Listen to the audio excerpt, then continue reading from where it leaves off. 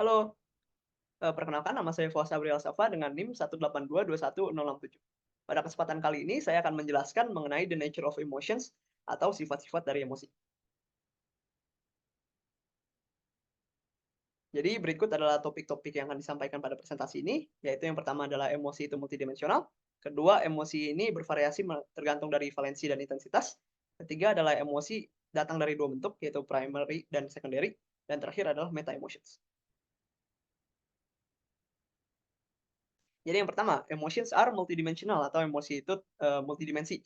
Jadi emosi ini terdapat beberapa aspek-aspek yang dapat mengaruhi cara emosi muncul, respons diri terhadap emosi, dan bagaimana cara menyikapi emosi tersebut. Berikut adalah aspek-aspeknya, yaitu aspek physiological, kognitif, behavioral, dan social and culture. Yang pertama adalah emotions are psychological. Jadi emosi ini dapat memberikan respon berupa perubahan kondisi fisik pada tubuh seseorang.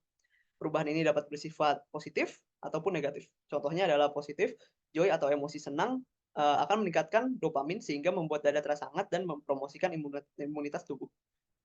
Dan juga ada pada sisi negatif yaitu fear atau emosi takut dapat membuat tubuh gelisah dengan meningkatkan detak jantung. Kemudian ada juga emotions are cognitive. Jadi dimensi ini berkaitan dengan dimensi fisiologis. Jadi beberapa emosi bisa memicu kondisi fisik yang sama seperti fear dan passion.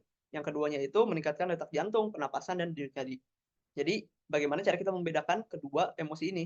Nah, di situ di mana aspek kognitif itu datang.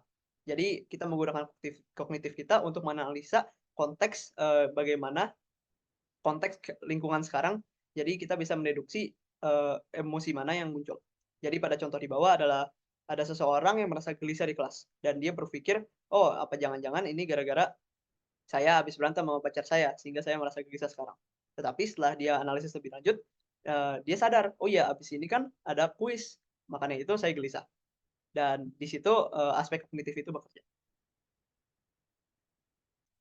Kemudian ada emotions are behavioral, jadi selain memiliki aspek fisiologis dan kognitif, emosi juga memiliki komponen perilaku. Jadi respons perilaku yang terjadi akibat emosi itu disebut action tendencies. Seperti contohnya ketika kita merasakan marah, action tendency yang mungkin muncul adalah perlawanan atau ribut lah. Tetapi ketika kita merasakan takut, action tendency yang muncul adalah self protection seperti melindungi diri.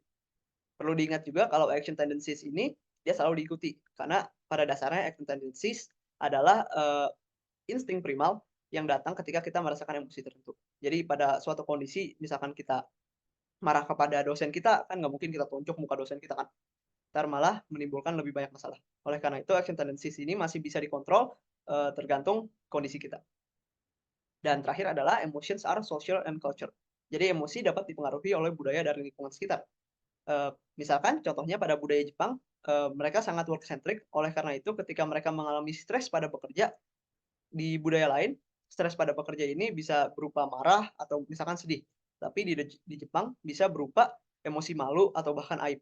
Oleh karena itu ini juga, salah satu, alasan kenapa Jepang memiliki tingkat bunuh diri yang tinggi. Kemudian ada contoh lain yaitu di India, misalkan dia melihat seseorang memakan daging sapi, itu akan menimbulkan emosi marah atau jijik, karena sapi merupakan binatang sakral pada budaya mereka. Kemudian ada sifat kedua, yaitu emotions vary in valence and intensity. Yaitu selain terkomposisi dari aspek-aspek yang sebelumnya dijelaskan, emosi juga dipengaruhi oleh variabel seperti valensi dan intensitas. Jadi valensi itu adalah tingkatan seberapa positif atau negatif suatu emosi.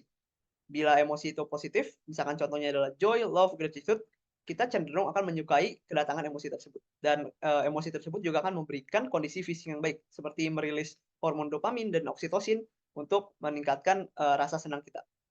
Tapi jika emosi tersebut merupakan emosi negatif seperti anger, fear, atau contempt, itu kita tidak akan, menikmati emosi tersebut dan cenderung memberikan kondisi fisik yang jelek seperti merilis hormon stres seperti kortisol dan juga memberikan rasa anxiety dan rasa takut pada diri kita. Kemudian ada juga emotions vary in intensity. Jadi emosi yang sama itu dapat memiliki dampak yang berbeda berbeda tergantung, intensitas dari emosi tersebut. Jadi contohnya ini misalkan pada tengah malam, tiba-tiba kamu di-chat oleh dosen. Nah, itu akan muncul emosi fear, kenapa nih dosen nge-chat tengah malam, kayak urgent banget gitu kan. Kemudian setelah kalian pikir dengan aspek kognitif tersebut, kalian, mulai merasakan anxiety, "Oh, apa jangan-jangan, saya bikin masalah nih ternyata di kelas," atau misalkan waktu ujian. Dan ketika dosennya merespon, "Iya, ternyata kamu itu terindikasi kecurangan." Baru kalian merasakan teror, yaitu, intensitas yang paling tinggi. Dan intensitas ini dapat mempengaruhi kondisi mental dan kondisi fisik kita. Jadi misalkan ketika kita mengalami kondisi teror ini, kita tidak bisa berpikir secara jernih dan mungkin kaki kita luluh sehingga kita jatuh sakit. Dan sifat yang ketiga adalah emotion comes in primary and secondary forms. Jadi sama seperti warna, emosi juga terdiri dari emosi primer dan sekunder. Yaitu primer itu adalah emosi yang tidak bisa diciptakan dari emosi lain, dan emosi sekunder ini adalah emosi yang merupakan hasil dari kombinasi emosi-emosi lain. Jadi emosi-emosi dasar manusia ini atau primary, emotion ini dimiliki oleh hampir semua budaya. Hal ini mungkin terjadi, berdasarkan suatu hipotesa karena emosi ini merupakan biologis manusia manusia yang tidak dipengaruhi budaya. Dan menurut suatu penelitian, terdapat 6 emosi primer, yaitu joy, sadness, anger, surprise, fear, dan disgust.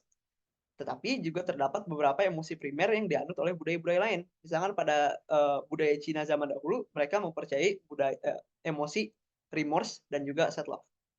Kemudian ada juga emosi sekunder, seperti jealousy yang merupakan gabungan dari sadness, anger, dan fear. Kemudian ada juga, emosi remorse yang merupakan gabungan dari sadness dan disgust. Tapi perlu diingat juga kalau primary and secondary, emotions ini merupakan emosi juga gitu. Mereka sama-sama mempengaruhi kondisi fisik kita dan mental kita, menurut 4 aspek yang dijelaskan di awal. Jadi, nggak ada urgensi yang membedakan antara physical dan secondary. Ini merupakan hanya definisi saja. Dan terakhir adalah sometimes emotions are meta emotions. Jadi meta emotions ini adalah emosi yang muncul akibat emosi itu sendiri. Contohnya saat menonton film horor seharusnya kita merasakan takut kan? Tapi bagi seseorang yang menyukai film horor, mereka mungkin merasakan hal senang. Kemudian pada contoh lain juga misalkan ketika kita melihat teman kita tiba-tiba marah, kita bisa saja mengalami emosi surprise atau kaget. Jadi meta emotions ini bermanfaat untuk, menganalisis kondisi-kondisi di lingkungan sekitar kita. Misalkan pada diri kita atau pada diri teman kita pada, contoh yang marah tadi. Baik, jadi berikut yang dapat saya sampaikan mengenai sifat-sifat emosi. Terima kasih.